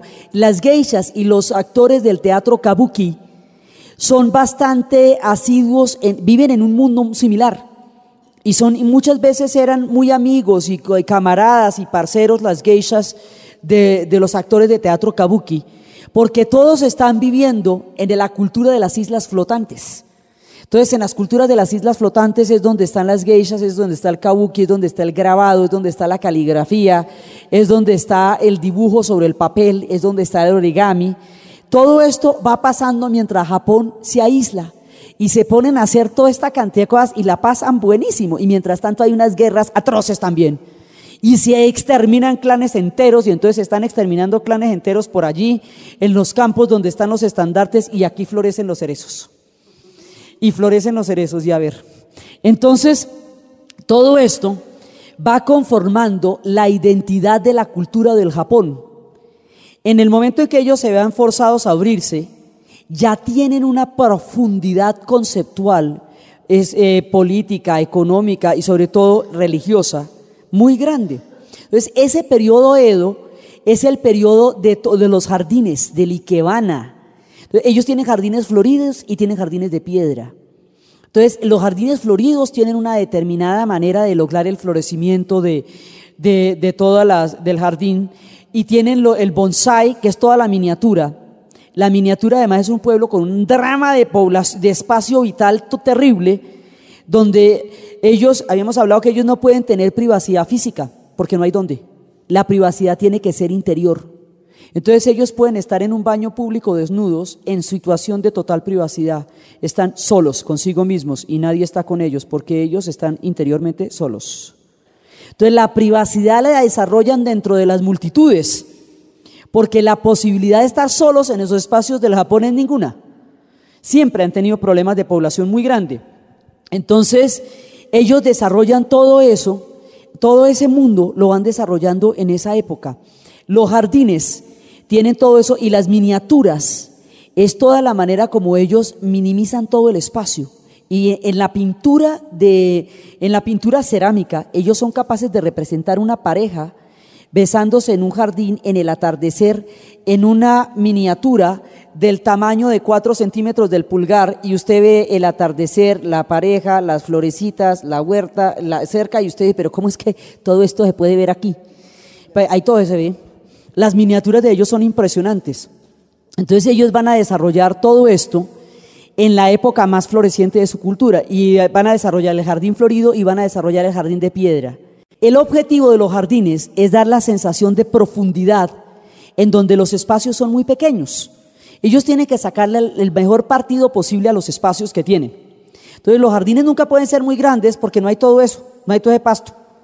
Entonces lo que ellos hacen es situar en diferentes planos las flores o las rocas, según el tipo de jardín que sea, de manera tal que cuando usted ve las piedras a diferentes distancias, le da una sensación de profundidad y de perspectiva que realmente no tiene el espacio, es una ilusión óptica en la manera como gradúan las piedras para producir sensación de profundidad. Las piedras son tan importantes como las flores, lo seco es tan importante como lo vivo, porque ambos forman parte del mundo visible y del mundo invisible. Entonces, un jardín seco es tan esplendoroso y tan supremamente floreciente y tan espectacular como un jardín de flores, porque las cosas son exactamente, digamos, tienen el mismo nivel de importancia. Entonces, por el arte de los jardines, por el bonsái, la miniatura con los grandes árboles, hasta tallar las raíces hasta hacerlos pequeños, por el grabado, por toda la técnica de grabado, todo desde el grabado, desde la caligrafía, por la caligrafía misma que desarrollaron las mujeres a través de una gran obra que una mujer escribió sobre la vida cotidiana dentro de la corte y empezó a desarrollar el japonés como alfabeto escrito, porque antes era chino, se hablaba en chino y la influencia era china. Las mujeres empiezan a hablar en japonés y empiezan a escribir en japonés y son ellas las que van a desarrollar la caligrafía. Entonces, mire el poder de lo femenino, ¿dónde está? Está en todas partes y no es visible. Es otra estructura. No es visible en ninguna parte y está en todas partes. Si usted crea el alfabeto y usted crea el lenguaje, imagine lo que está creando usted. Está creando un lenguaje. El japonés lo crean las mujeres. Entonces, por todas estas cosas es que se va a conocer con tanta, digamos, con tanta admiración y con tanta dulzura la cultura japonesa. Todo esto pasa en el periodo Edo, cuando ellos se encerraron y decidieron hacer su propio Japón y decidieron que esas codicias y esas guerras en que estaban metidos esos señores europeos, a ellos no les parecían ni cinco simpáticas. Eso no les parecía chévere para nada. Entonces se desarrollaron. Entonces, cuando el mundo los va a conocer con toda esta cantidad de esplendores y de maravillas que ellos desarrollaron. Es en esta época, cuando el Japón todavía está aislado, que tiene lugar la historia de Seda, porque precisamente hay una plaga, hay una epidemia en el gusano de seda en el mundo, y el personaje, que es un francés, decide que hay un solo lugar donde no hay esa plaga, porque sencillamente lleva más de 3 siglos cerrado al mundo, luego no tiene por dónde haberle entrado la plaga del gusano de seda. Ese lugar es Japón. Entonces es cuando convence a unos empresarios de que le financien una expedición que es gigantesca, porque tiene que llegar a Turquía, pasar los Urales, atravesar el lago Baikal y luego el mar Aral, que es el que el lugareño llaman el último, el infinito, el recóndito, para llegar hasta los confines del Asia, pasar por la península de Kamchatka, entrar por el norte hasta llegar al punto donde se consigue el gusano de seda. Y allá es donde va a conocer a este hombre cuyo único símbolo de poder era una mujer con una espesa cabellera negra que estaba recostada sobre sus rodillas y a quien él acariciaba como si fuera un animal salvaje. Y así es cuando él entra en contacto con este personaje de quien solo va a saber la mirada, porque es el único dato que tiene de ella, es la mirada que se la lleva cuando se va de para allá y cuando se viene de para acá por entre esa ruta cruzando el mar Aral, remaltando los Urales, que toda esa es la historia de Seda. Entonces uno no puede profundizar más, porque al que no se le haya leído la novela, uno le daña la historia, ¿cierto? Entonces siempre que uno habla de Seda tiene que hablar a manera de provocación, para que la gente se sienta incitada a saber qué pasaba a uno y a otro lado de la historia en los tiempos en que estaba cerrada el Japón. Si uno lo cuenta, le quita el encanto a la dulzura del relato, porque tiene unos finales tan sutiles como la historia misma y el paso de los Urales y del lago Baikal. Es en esa época. Entonces resulta que ellos viven todo su cuento encantados de la vida y aislados, hasta que un día se asoman y ven unos barcos, porque por supuesto lo bueno no dura tanto, ¿no? Eso antes les rindió, y se asoman y ven unos barcos negros, enormes, grandísimos, con unos cascos tenaces, y se quedan mirando eso y dicen, ¿esto qué era? Y vuelven y se acercan a ver qué es. El Comodoro Perry, el ejército norteamericano, ha llegado a las costas de Japón. Esto es siglo XIX y nosotros arrancamos en el XIII. Entonces hay un periodo, digamos, en que hay contacto con los europeos, que es hacia el siglo XIV, XV, y después de ese siglo se cierran. Desde el XV más o menos hasta el XIX Japón se encerró. Entonces toda la época en que en que va a conocer Europa la modernidad y en que se va a dar todo ese ciclo de expansión de los pueblos europeos, Japón no se va a enterar. Chismes por allá en el puertico este que teníamos en Nagasaki, pero de resto ni idea. Entonces, el Comodoro Perry llega en las siguientes condiciones. Llega con un documento que dice, ya en ese momento Japón había desarrollado arcaicamente las armas de fuego con algún contacto que había tenido tiempo atrás. Desde cuando llegaron los primeros europeos que tenían armas de fuego, ellos aprendieron a usarlas. Pero pues de aquí a allá, esto no era nada que pudiera enfrentarse al Comodoro Perry. El tipo de buques que ellos tenían ya era de unos aceros sumamente trabajados y el tipo de armas que tenían traspasaba los hierros y traspasaba los metales. Entonces ellos no había ninguna posibilidad de enfrentarse a un ejército de esos. El ejército les dice lo siguiente: bueno, hemos venido a notificarles que tienen que abrir sus puertos y tienen que comerciar con nosotros. Porque sí, porque dígame si no. Entonces, ahora, nosotros, con todo lo violentos que nos ven, somos los chéveres, porque detrás de nosotros vienen los ingleses y los franceses, y esos sí son peores. Porque nosotros provenimos de una tierra inmensa, luego no necesitamos su tierra para nada, solo necesitamos su comercio. Pero los ingleses, que vienen de una tierra bien chiquita, pueden querer la tierra suyo. Y eso es más grave todavía. Entonces ustedes pueden escoger abrírsele a los ingleses, que pueden querer, además de su comercio, su tierra, o a nosotros que solamente queremos comerciar con ustedes, queremos intercambiar productos, no más, no nos interesa su territorio para nada, porque con el nuestro nos basta y nos sobra. Pero lo que sí no estamos es discutiendo, esto lo tienen que hacer. Entonces, vea, vamos a hacer una cosa, yo les dejo el chisme y me voy, vuelvo en un año. Y en un año me tienen esto abierto, ¿de acuerdo? Y se van. Y se quedan los japoneses más preocupados, dicen, óyeme, ¿y esto? Ahí se libra una lucha interna terrible, porque el emperador se niega a abrirse a Occidente y el shogun se quiere abrir a Occidente. Entonces, una parte, nunca el emperador y el shogun habían entrado en contradicción.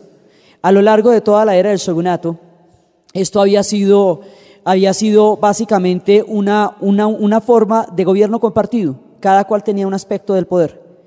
Entonces aquí se va a producir un enfrentamiento sumamente grave entre los dos, y ese enfrentamiento va a ser porque los shogunes saben que ellos no pueden evitar esa apertura, porque nadie les está pidiendo permiso de verdad. Pero por el otro lado, el corazón del pueblo japonés está con el emperador, que considera que una apertura en esas condiciones, rompiéndolos como un apostador de pollo, eso no se puede, ¿sí? Entonces el emperador se niega y el shogun. Entonces finalmente, cuando vuelven al año, los shogunes pactan con los norteamericanos, porque ¿qué más hacemos? Entonces el emperador se enfrenta al shogun, y hay un shogun que se da cuenta que si él llega en ese momentico en que se están abriendo los japoneses, en ese momentico, si se llegan a enfrentar públicamente el shogun y el emperador, les entran todos. Les van a entrar los ingleses, los franceses. Es una época de una gran peligrosidad, y hay un shogun que entiende eso, porque ya empiezan a llegar los chismes de China, y los chismes de China son pavorosos.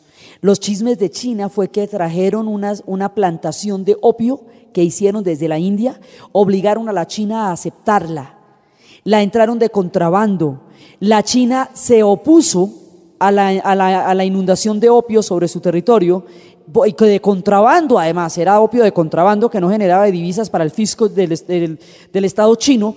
Entonces los ingleses, que eran los que contrabandeaban el opio de la India, la idea era que la China no quería comerciar con nadie, porque la China no necesitaba nada de nadie. Eso no hay nada que se produzca en alguna parte que ellos no se han inventado, visto y descartado inclusive. Entonces ellos nunca han necesitado nada de nadie, y el cuento de todos es saber quién les ofrece un palito, un vasito de agua, porque como son tantos, ¿sí? Entonces los ingleses, viendo que los chinos no necesitaban nada de ellos, volvieron a la población adicta a través del opio. El opio produce una adicción fatal porque sustituye las endorfinas. Entonces, que son las sustancias de bienestar, de placer y de tolerancia del cuerpo al medio. Entonces, eso es como sustituir la insulina. Entonces, una vez que las opiáceas actúen sobre el cuerpo, inhiben la producción de endorfinas y el cuerpo ya no las produce. Entonces, si no las adquiere artificialmente y no las produce, entra en un síndrome de abstinencia, que es un estado de dolor intolerable. Por eso son adictivos físicos, no son psicológicos, son sustancias del cuerpo que entran a ser reemplazadas por. Entonces, lo que hicieron fue masivamente volver adicto al pueblo chino. Y cuando la China prohibió el comercio del opio, entonces le declararon la guerra a la China a los ingleses, que eso era pelea de toche con guayaba, porque lo que era la China en ese momento, y entonces pierden las guerras del opio, y al perder las guerras del opio, les obligan a abrir el puerto de Shanghái, y les quitan Hong Kong, además. Entonces les quitan territorio, les obligan a abrir los puertos, los invaden, les imponen su comercio y ponen esos clubes que decían que prohibía la entrada a los perros y a los chinos en China. Entonces, cuando entra este colonialismo tan rampante, las historias llegan al Japón y el Japón dice, esto es muy serio, esto es gravísimo, pueblos enteros están siendo desarticulados y destrozados en su esencia por las invasiones europeas. En el sudeste asiático eso ya se lo habían tomado, habíamos dicho que solamente se salvó el rey de Siam, porque logró entender a través de Ana, la institutriz, qué tipo de convenciones debía mostrarle a los ingleses para que lo vieran civilizado y no lo invadieran, porque el esquema europeo era que civilización es solamente lo que ellos consideran civilización, que es una manera de comer, una estructura de gobierno, una manera de vestirse y unas ciertas costumbres. Usted tiene eso y se llama civilización, y usted no tiene eso y lo llaman monte, y lo van de una vez colonizando. Entonces, esta es una época peligrosísima. Lo que en ese momento los japoneses alcanzan a pillarse lo que le ha pasado a los vecinos, y se dan cuenta que los vecinos han sido realmente arrodillados y vencidos por el colonialismo. Entonces dicen, esto está muy, muy fregado, ¿qué vamos a hacer? Tenemos que encontrar una manera de lidiar con esta gente que no se nos vaya a entrar acá, porque después ¿quién la saca? Y nosotros no tenemos un ejército que pueda responderles a ellos, ni nada de eso. O sea, nosotros no tenemos aquí, sino ni los samuráis no pueden contra este tipo de ejércitos, eso ya no tiene sentido, eso ya cuando hay rifle de repetición ya que espada ni que nada. Entonces, hay un shogun que pone por encima del interés del shogunato y de sus intereses personales el interés del Japón. Y siempre hay alguien, siempre se necesita alguien que tenga el interés de su patria muy por encima del interés personal para que funcionen las cosas. Entonces este tipo se entera que si desata una guerra entre el shogunato y el emperador, debilita al Japón a tal punto que los colonialistas puedan hacer pasto de toda la cultura japonesa. Y el tipo dice, yo no puedo hacer eso para nada. Y deciden entrar en un trato con el emperador, que finalmente aceptan la apertura de los puertos, porque al principio eso lo había firmado el shogun, pero al no firmarlo el emperador, eso no es legítimo. Y hasta los gringos se dan cuenta de eso. Ellos decían, no, pero esto sin la firma del emperador, yo cómo le creo a usted si no ha firmado el emperador. Entonces, finalmente, entienden que la peligrosidad de la situación es mucho mayor que las rivalidades internas que ellos puedan tener, y que lo que tienen es que ponerse de acuerdo, que si no hay más remedio que abrir, hay que saber cómo abrir. Entonces hay que abrir en sus términos, desde ellos y como ellos puedan. Pero lo que no pueden es ser tomados por asalto, ¿ve? Eso sí no pueden. Mejor dicho, si ellos dilatan la cosa y obligan o ponen a los europeos en una situación en que los invadan, ahí perdieron toda posibilidad. Y si ellos se niegan, pues también no hay caso, ya no se pueden cerrar más. Ya el mundo no permite esos aislamientos, y la presencia de estos ejércitos ya claramente es un indicador de que eso no se va a poder así. Entonces en ese momento dicen, bueno, a ver cómo le cuadramos. No, pues estudiémoslos a ver qué es lo que hacen y nosotros hacemos lo que ellos hagan. Y les pintamos lo que quieran que les pintemos a ver. ¿Cierto? Porque ¿cómo más? Un poco hacen lo del rey de Siam. Entonces el emperador sigue siendo la figura central. Pero esta gente tiene embajadas, hagámosle 3 embajadores, usted y usted y usted, pin, embajadas, ¿sí? Esta gente tiene diplomáticos, nombremos un cuerpo diplomático, a ver cuál es el problema. ¿Sí? Entonces empiezan a establecer equivalencias políticas entre lo que Occidente considera modernidad. Se ponen a averiguar qué es esa vaina y dicen, vamos a ver qué es eso que ellos llaman modernidad, y de eso le vamos a hacer aquí un cocidito de modernidad rápidamente. Por dentro veremos qué hacemos, pero lo primero que hay que hacer es cuidar la fachada para que no nos entren. O sea, nosotros podemos aquí, esto lo podemos arreglar mientras no se nos metan acá. Una vez que se nos metan aquí, nadie los puede sacar de ahí, no podemos, no tenemos cómo, tenemos que impedirlo. Tenemos que impedirlo. Una cosa que caracteriza a la cultura japonesa es la rapidez para asimilar cambios. Ellos se pueden cambiar y pueden pueden dar un vuelco total en muy poco tiempo. Entonces, aquí nos tocó ponernos las pilas a todos y hay que cambiar todo. Pero bueno, le hacemos, pero hay que cambiarlo desde nosotros, no que vengan y no lo cambien, porque si vienen y no lo cambian, nos destruyen y llevamos mucho tiempo aquí cuidando nuestros capullos de seda y todas nuestras historias para que vengan acá y cojan esto manga por hombro y hagan lo que se les dé la gana, que es lo que están haciendo en Vietnam, en Camboya, en China, hombre. Entonces ellos se dan a la tarea de cómo van a hacer eso. Ya hace un tiempo ha llegado al poder una casa que se llama la dinastía Meiji. La dinastía Meiji se traza un proyecto a 400 años de modernizar el Japón. O sea, la dinastía Meiji ya está reinando, pero ella es la que, fuera de que su proyecto es ese, ella va a enfrentar la modernidad. El proceso de modernización de Japón lo va a hacer la dinastía Meiji. La dinastía Meiji actualmente está en el poder, es la misma casa imperial. Digamos, por eso es que los chinos, cuando piden excusas por las masacres que se les hicieron durante la Segunda Guerra Mundial, se la piden a la casa que gobierna ahora. Porque ellos dicen, a diferencia de los nazis, que ya no están en el poder en Alemania, los Meiji sí, es la misma casa imperial, que se disculpe, y eso no lo han logrado, porque ni siquiera han logrado que los japoneses reconozcan que lo que hicieron fueron grandes crímenes. Eso allá llegaremos. Entonces resulta que, mientras tanto, los Meiji dicen, bueno, vamos a desarrollar un proyecto industrial, pero ya. Esto hay que industrializarlo. Vamos a modernizar el ejército, pero ya. Vamos a poner a la gente a producir. Vamos a desarrollar una revolución industrial, un proyecto militar, un proyecto de expansión. Vamos a desarrollar un proyecto de imperio, pero ya. Y entonces, más bien, en lugar de que estos se vengan y se metan aquí, mejor dicho, nosotros nos vamos a poner a poseer territorios. Y mejor dicho, antes de que nos la monten, la vamos a montar nosotros, a ver.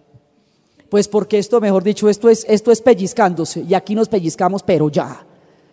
Entonces, para modernizar el ejército, hubo que pensionar a los samuráis, porque los samuráis, viejas glorias del Japón, ya no tenían nada que ver contra un rifle de repetición Winchester. Sí, porque era exactamente lo mismo que hicieron con los grandes indios de las praderas, los pueblos de las praderas en Norteamérica. Los samuráis no se podían defender de las armas de fuego, más de lo que se podían defender los Sioux, los Cherokee o los navajos de la gran expansión del oeste. Entonces, hay un tiempo en que una forma de vida muere, y siempre eso es doloroso. Entonces llega el tiempo en que mueren los samuráis. Entonces, primero que todo, lo que van a hacer es quiebran el shogunato. O sea, la dinastía Meiji lo que va a hacer es debilitar al shogunato como forma de poder en el Japón y fortalecer al emperador. Como esos dos poderes estaban dados, entonces los Meiji fortalecen la casa imperial, restauran el poder del emperador de una manera contundente, y toda la modernización del Japón va a ser con el emperador ahí gobernando de una manera muy directa, sí, y van a debilitar los shogunatos. Cuando debilitan el shogunato tenía una forma de control de población terrible, que era el infanticidio. Y cuando el infanticidio es la forma de control de población, a las que más matan es a las mujeres, y eso sigue pasando en China hoy día. Eso es un horror gigantesco que pasa en China, que a las niñas las matan o las abandonan a dejarlas morir de hambre porque no tienen derecho sino a un solo hijo por pareja.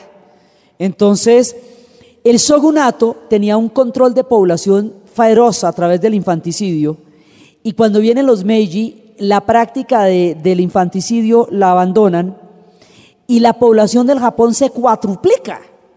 Entonces, como no caben ahí, empiezan a mandar grandes contingentes de japoneses por el mundo entero.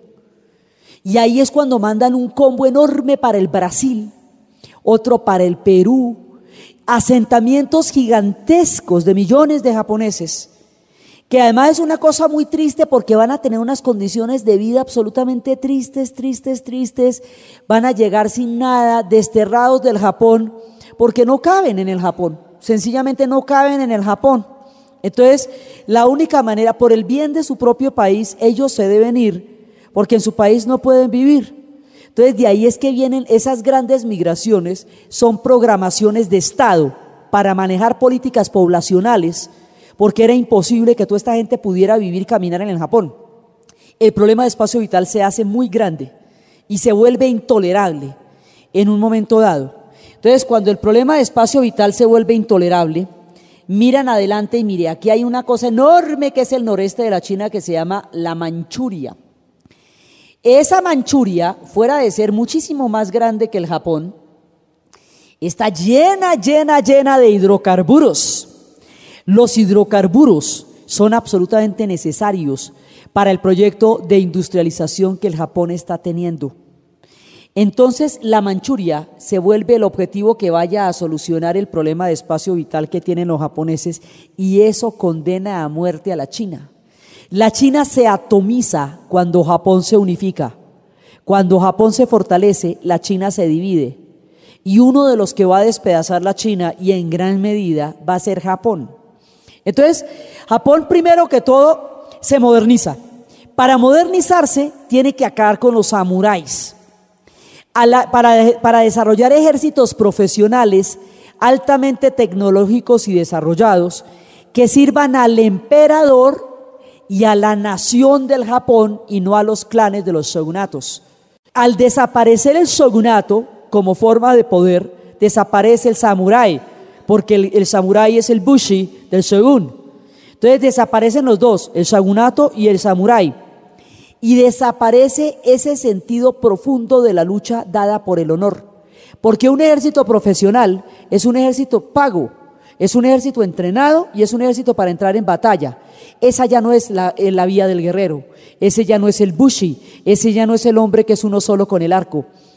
Japón se desnaturaliza para poderse modernizar. O sea, no puede hacer un salto tan grande como empatarse con Occidente en 20 años sin renunciar a profundas esencias de su más representativa y su más profunda vida espiritual. Entonces, en el momento en que usted disocia la vía del guerrero del ejército japonés, usted está montando otra cosa completamente diferente, porque usted ya no está montando guerreros de honor, usted lo que está montando es un ejército normal, común y corriente, y ese ejército puede o no tener compromiso con la nación en la que está, pero no tiene un guri, le rompe el guri, ¿ve?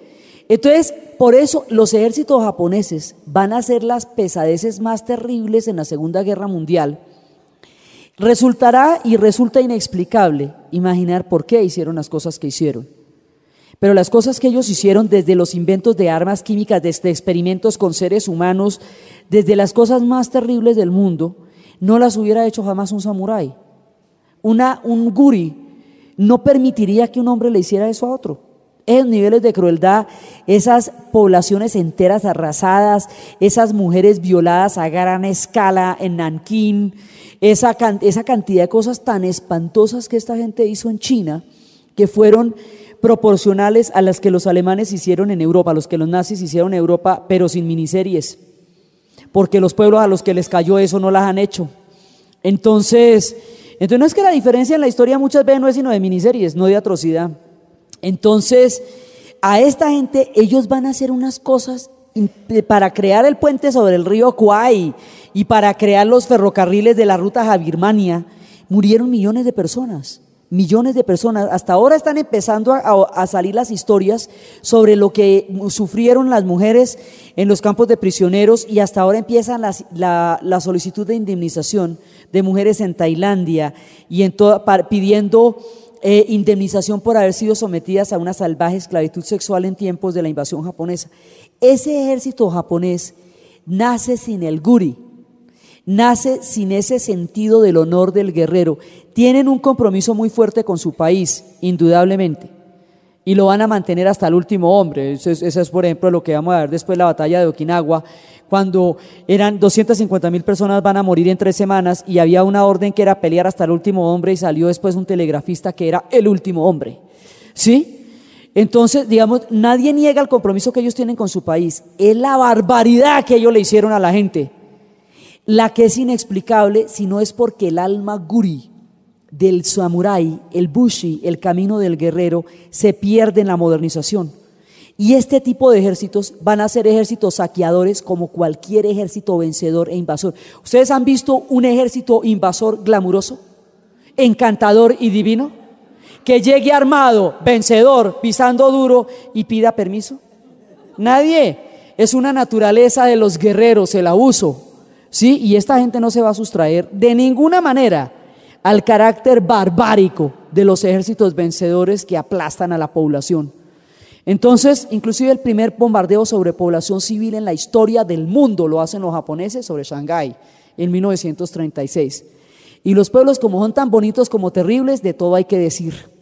Entonces, ellos empiezan la modernización y en la modernización se les va mucho de la esencia Meiji, de toda la esencia Edo. Muchas de esas cosas, digamos, de esos grandes honores, se van a perder. Llegan los tiempos de las máquinas y las máquinas no admiten el honor. Occidente también perdió todos los espíritus de los gnomos del bosque, perdió los grandes espíritus que antes alumbraban las noches y todo eso en el momento en que hace la industrialización. O sea, la industrialización también se come un montón de alma humana. Pasa en Occidente como pasa en Japón. Entonces Japón se va a modernizar a toda. Y ese proceso de modernización lo va llevando a un proyecto imperial. Y ese proyecto imperial lo va llevando a un proyecto militarista.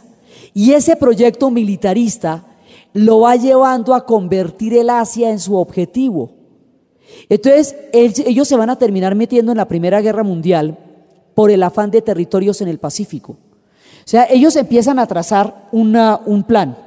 Su plan consiste en que se van a apoderar de las islas del Pacífico. Entonces, ellos están detrás de todas las islas que están alrededor de ellos y por sobre todo de la Manchuria. Entonces, ellos se van a meter con China en 1898, se van a meter con la China por un lado, y ahí, en ese momentico, le quitan Corea, ya que estamos acá. Le quitan de un zarpazo Corea. Corea la habíamos visto, es una cultura que tiene 5.000 años, pero tiene problemas de geografía graves. Limita con Japón, China y Rusia. Eso es estar uno mal de vecinos. Entonces, ella es tan milenaria como todos los demás, pero ¿ya qué hora se le nota? Entonces, ella estuvo durante la expansión Han. Ella va a formar parte de China. Y la expansión Han es hacia el año 113 antes de Cristo hasta el año más o menos 200, 300 después de Cristo es la Han, del tiempo de florecimiento más duro de la cultura china. En el tiempo Han, los chinos se tomaron a Corea y se tomaron a Vietnam también. Entonces, Corea y Vietnam Vietnam va a durar 1000 años bajo la influencia china. Corea más. Corea va a durar desde la Han, ¿sí? Siendo Corea para ese entonces tan antigua como China. Corea tiene una cultura específica distinta a la China, pero va a tener toda su influencia. Por eso es que estos se sienten tan contentos de quedar lo suficientemente al occidente, al oriente, como para que la China no les quede encima, porque todos los pueblos que estuvieron al lado de la China fueron absorbidos por ella, Corea también. Entonces Corea va a ser absorbida por la China durante 5.000, pues desde la época Han, calcule, como 3.000 años, y en las guerras de expansión de Japón, Japón le quita Corea a China, y Japón invade Corea. Fue a través de Corea que Japón conoció el budismo, tiempo atrás, la ruta de la seda, todo lo que usted quiera. Después llegan y la cogen a Corea, y esa va a quedar en manos de Japón. Y va a quedar en manos de Japón desde entonces. Ya después va a quedar doblegada en la Segunda Guerra Mundial, pero va a quedar en manos de Japón ahí hasta 1945, cuando Japón es derrotado, y a Corea después la van a partir en Corea del Norte y Corea del Sur. Entonces, la curiosa historia de ese pueblo es que en el momento en que ellos pueden ser independientes, los dividen, quedan atravesados por el ajedrez de la Guerra Fría, y todavía, a pesar de su gran florecimiento económico, no han podido resolver sus esencias históricas. ellos todavía están por resolver muchas cosas por el problema de geografía tan grave que tienen. Entonces, ellos con los japoneses no tienen ninguna buena amiga porque han sido invadidos brutalmente por ellos. Que se hayan puesto de acuerdo para la foto no deja de ser curioso. No deja de ser curioso porque ellos no se quieren ni poquito, ni poquito. Entonces Japón decidió, mejor dicho, que ya que le va a pasar todo eso, que va a tomar es ventaja de todo lo que le va a pasar y que va a modernizar es él, que va a invadir es él, que va a hacer imperio es él. A ver. Y nadie se va a meter a invadir a Japón, pero Japón sí se va a meter a invadir a los demás, ¿no es cierto? Ya que estamos acá. Entonces, Japón revierte el peligro del colonialismo para convertirse ella misma en una potencia colonial a través de la modernización Meiji. Entonces empieza todo el proceso de industrialización, que es cuando decimos que se desprende de esencias valiosísimas del mundo Edo, que van a quedar sacrificadas bajo la forzosa industrialización, digamos, la industrialización forzosa es casi que como que una tautología, porque es que una industrialización a las buenas no hay. Eso tiene un poder de destrucción sobre el orden social existente anterior que siempre se lleva por delante lo que haya. Entonces, este proceso de industrialización afecta profundamente el alma del Japón, pero la prepara para estar en el siglo XX. Entonces, todos los procesos que vemos con ellos son terriblemente duales. Entonces Japón se mete en la Primera Guerra Mundial del lado de los aliados, ¿sí?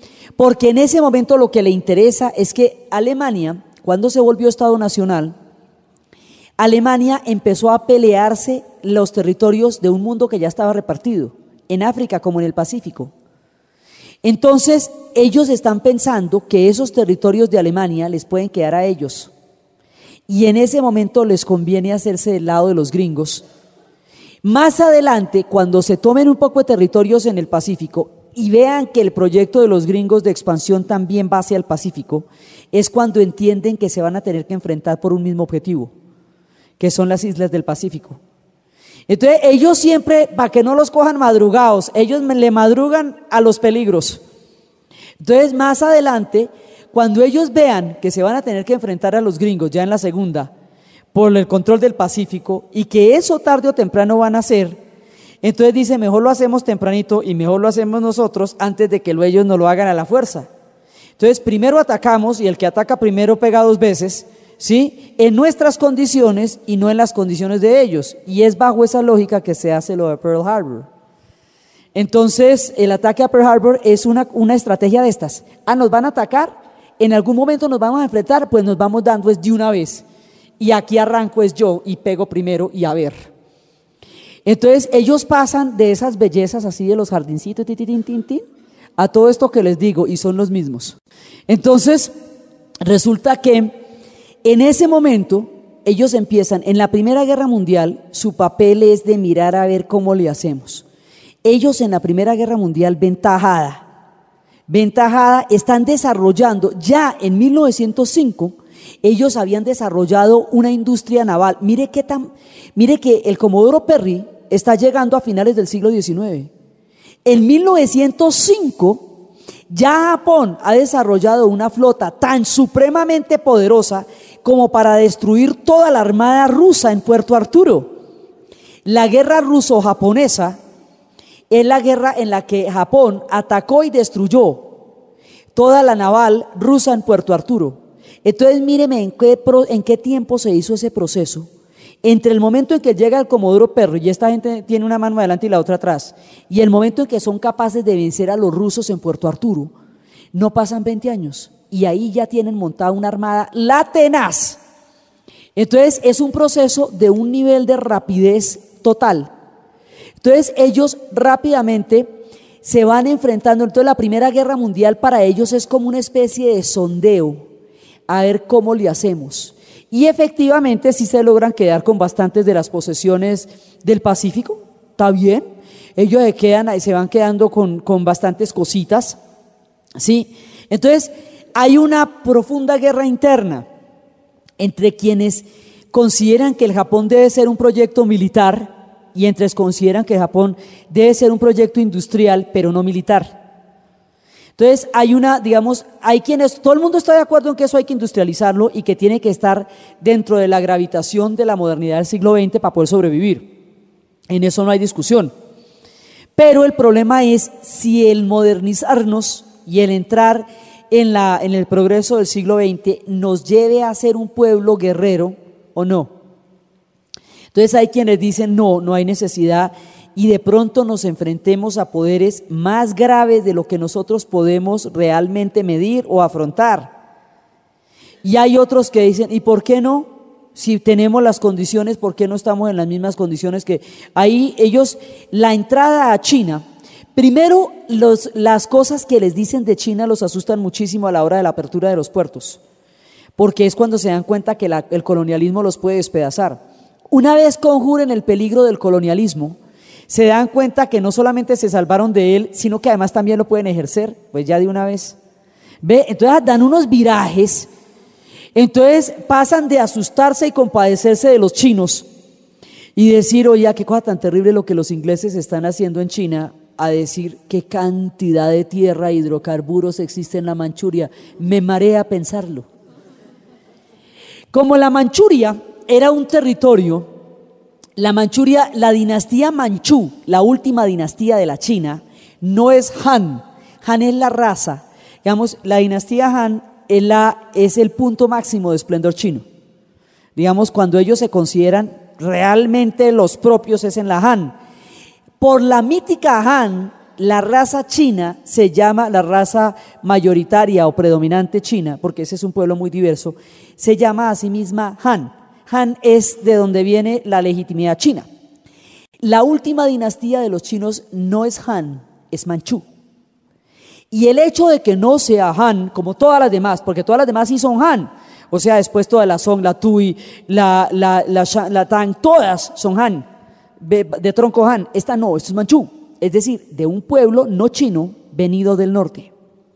El hecho de que esa dinastía sea Manchú hace que Rusia la reclame, Japón pueda meterse a escarbar por ahí, mejor dicho, no la hace totalmente china, y al no hacerla totalmente china, la pone en disputa con las potencias de expansionistas que están alrededor de ella. Entonces, mientras los manchú gobernaron y la China estaba en buena época, no había problema con que no fueran chinos mientras China fuera China. Pero cuando se desarticula el orden confucionista, China entra en la profunda crisis, entonces resiente que los manchú no sean Han. Entonces el último emperador es un tipo manchú, casado con una mujer Han. Esa mujer Han sabe lo que está pasando por ser Han, el tipo no por ser manchú. Entonces esa circunstancia la van a aprovechar los japoneses para invadir más adelante la Manchuria, rebautizarla Manchukuo. Manchukuo significa la Manchuria invadida por Japón. Eso es lo que significa. Van a prohibir la enseñanza del chino, van a enseñar japonés y digamos, la Manchuria es el territorio a través del cual es posible la expansión y la industrialización del Japón. El único problema es que no es japonesa. Entonces dicen, no, pero eso sí lo podemos solucionar. Solo la volvemos japonesa por narices. ¿Sí? Entonces rápidamente la van a volver japonesa. Ella es china y va a sufrir lo peor de digamos, hay un momento en que el proyecto japonés casi implica la destrucción de la Manchuria y por poquito la destruyen. Ella quedó en la mitad del camino, enfrente a una isla que de buenas a primeras se convierte en una potencia militar e industrial de grandes proporciones, y ella no tiene ni cómo ni de qué manera. Entonces la manipulación que van a hacer después sobre Puyi, como el tipo es emperador y el tipo es el señor de los 10.000 años, cuando a usted le han echado el cuento desde que nació, que usted es el señor de los 10.000 años, porque si los japoneses son el pueblo del imperio del sol, los chinos son los hijos del cielo, y son los hijos de los 10.000 años. Y este tipo Puyi es el señor de los 10.000 años, y cuando uno lo crían con el cuento de que uno es el señor de los 10.000 años, ¿sí? Y que hay 300 eunucos que se arrodillan cuando uno sale a mirar por la mañana el solecito. ¿Cómo puede ser el ego de un personaje así? ¿Cómo maneja usted una psicología de un hombre criado para mandar un imperio que cuando ya tuvo edad suficiente no volvió a existir jamás y había durado 5.000 años. ¿Quién le va a decir a usted que ese imperio moriría? Entonces, ese tipo queda en un despiste, la cosa más rara del mundo, porque si él no es emperador de la China, entonces ¿qué es? Ahí lo cogen los japoneses y le calientan las orejas y le dicen, venga para acá, sea emperador de la Manchuria, que al fin y al cabo usted es un tipo manchú, ¿cierto? Entonces usted se hace emperador de la Manchuria y a través de nombrar a Puyi emperador de la Manchuria, es como el Japón se hace a la Manchuria. Y a este tipo lo utilizan de títere para invadir China. Y él se presta porque él es el señor de los 10.000 años. Entonces su mujer, que es Han, tiene perfectamente claro todo el estratagema, pero él no le cree. Porque para él es ser más importante ser emperador, que es lo único que ese tipo es, que hacerle caso a la mujer que le está bajando la caña de poder por fin ser emperador. Entonces el tipo de todas maneras no le cree a ella y por eso es que más adelante él va a asumir la responsabilidad de todos los crímenes que se hayan cometido contra China, aunque no los conozca y aunque no haya sabido de ellos, porque él permitió la entrada de los japoneses y por lo tanto se sentirá responsable de lo que quiera que los japoneses hayan hecho con ellos y cuando deciden qué tipo va a ser jardinero, él acepta el castigo que le pongan, porque considera que su responsabilidad es muy grande. Entonces, hay un momento en que Japón pasa de ser un pueblo en peligro a ser un pueblo peligrosísimo, ¿sí? Porque desarrolla un proyecto industrial y militar que implica la expansión sobre el Asia, sobre todo el extremo oriente del Asia. Ese proyecto, es decir, el ala de los guerreros gana, el ala de los que van a decir que esto va a ser una expansión y entonces primero se montan el proyecto militar y luego se montan el proyecto ideológico. Entonces la montan de que ellos son el imperio del sol y que ellos son la raza superior en Asia y que su labor en Asia es la civilización de Asia. Y por motivos completamente diferentes y por caminos infinitamente disímiles llegan a las mismas conclusiones que llegan los nazis en Alemania. Llegan a toda la mitología aria y de la raza superior y la teoría del espacio vital. La teoría del espacio vital la esgrimen ambos, Japón y Alemania. Y Alemania es infinitamente más grande que Japón y no le bastaba. Eso necesitaba pedazos de Alemania que se le han olvidado en Polonia, en Checoslovaquia, en media Europa. Entonces, resulta que por motivos totalmente diferentes, el proyecto ideológico japonés y el proyecto ideológico nazi van a ser perfectamente compatibles en un momento de la historia. Y ambos van a alegar la teoría del espacio vital. Y ambos van a buscar la expansión, el uno sobre Europa y el otro sobre el Asia. Pero es el mismo tipo de proyecto el que está pasando ahí. Por eso van a hacer una alianza, por eso van a hacer un eje, por eso es que se van a poder aliar en la Segunda Guerra Mundial con los nazis y con los italianos, porque en últimas el proyecto es bastante similar. Entonces ellos pasan a ser un país atacante, gana el ala militar, y el ala militar es la que dice que hay que expandirse sobre el Asia, que hay que tomar la China como el gran proveedor de todos los hidrocarburos para el proyecto. Japón no produce nada, ellos producen ese ingenio. Ellos lo que son es pilos. Pero así que uno diga que es que allá se producen, digamos, la tierra, les ha negado casi todo. Les ha dado una gran inteligencia para poderse servir de los recursos del resto de la tierra. Pero ellos tienen, digamos, ellos no tienen hidrocarburos, la mayoría de las cosas que ellos necesitarían para vivir, ellos no las producen. Ellos son capaces de fabricarlas, pero no las producen. Entonces, para poder industrializarse, necesitan hacerse alguien que sí las produzca y que esté débil y agachadito, y esa es la Manchuria. Entonces, la Manchuria se vuelve un gigantesco papayazo dentro del proyecto japonés, enfrente de ellos, y por lo tanto se vuelve el objetivo fundamental a seguir. Entonces, toda la exploración de la Primera Guerra Mundial los lleva a hacer un sondeo, a ver qué tanto pueden avanzar en el Asia, que se ve que está bien. Nice, rinde. Sí, el resultado final de la Primera Guerra Mundial para ellos no era importante. Para ellos lo importante era el sondeo sobre el Pacífico Sur.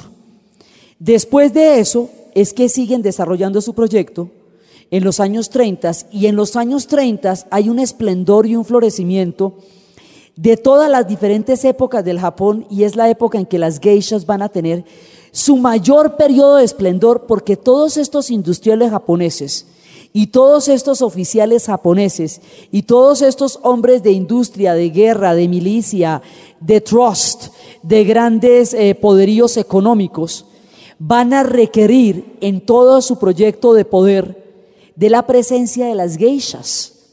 Entonces las geishas, una vez más, van a quedar ligadas al poder durante el periodo anterior a la guerra, porque ese es el periodo de mayor fuerza del Japón, digamos, antes de que se metan en la guerra. Hoy por hoy ellos dicen que la culpa de toda la destrucción la tienen ellos por haberse metido en la guerra, pero en esa época eso no parecía un error, sino un proyecto.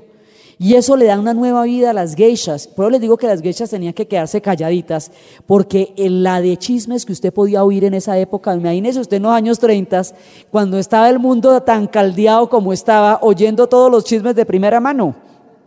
Calladita la boca, la geisha no puede abrir la boca porque en eso se le va la vida. Entonces, hay un Japón que queda hasta las postrimerías de la Segunda Guerra Mundial. Ese, a pesar de toda la desnaturalización para modernizarse, sigue siendo Japón. Ese sigue siendo Japón, aunque haya muchos cambios y aunque muchas grandes glorias del pasado se hayan perdido. Es durante la guerra y después de la Segunda Guerra Mundial que este Japón del que estamos hablando se pierde, no sabemos si para siempre, porque va a quedar tan desarticulado que hoy por hoy es casi indefinible saber qué tanto de la esencia de ese pueblo se conserva bajo el manto de una gigantesca industrialización y un futuro impresionante, y qué tanto se ha perdido en el proceso de lograrlo. El Japón Edo, el Japón Bushi, el Japón Kamamura, el Japón Yamamoto, el Japón ancestral, nos llega hasta las puertas de los años 30 y ahí dejamos nuestro relato. Y la próxima vez nos metemos en la Segunda Guerra Mundial con todos los túneles y oscuridades que eso va a traer y con el final, que es ya el florecimiento del Japón como una nueva y gran civilización en la que hoy se celebra un mundial. Gracias.